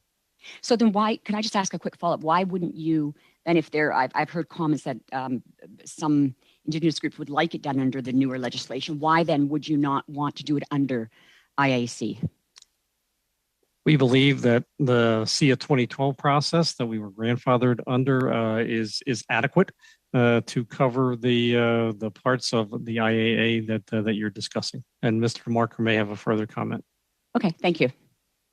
Thank you. If I could just add to that, I was just last week, Mr. McBurty and I were at a session where there was a leader from First Nations, and one of his comments was, for him, the path forward is very much about acknowledging what was done, the wrongs of the past, and moving forward in partnership, not action plans, but in partnerships. Mm-hmm. They're looking for substance in relationships. They are, and that's what we're pursuing. It's not so much about the process. His message to us, my takeaway, it's not so much about the process. It's about the substance of how we move together in partnership. And both Mr. McBurty and I are very strongly focused on this. Our staff, of course, are working on relationships with Indigenous communities, but both of us are also personally committed to meeting with leaders from councils and in Indigenous councils and chiefs. Well, thank you That's very great much. to hear. Well, Thank you. unfortunately, we're out of time, but we had some wonderful discussions today in both panels, and I want to thank the panelists from this panel for sharing their expertise and insights and answering answering all the questions that were directed to them. So thank you again. We have one more meeting left in our study, and that will be on Thursday evening at 6:30. And if members are wondering, that's because the Board of Internal Economy has taken our 11 o'clock Thursday morning slot, which can happen from time to time. So we'll be bumped to 6:30, but I'm sure that will be an excellent meeting as well. And I look forward to seeing everyone on Thursday evening. Thank you again to the witnesses, and the meeting is now adjourned.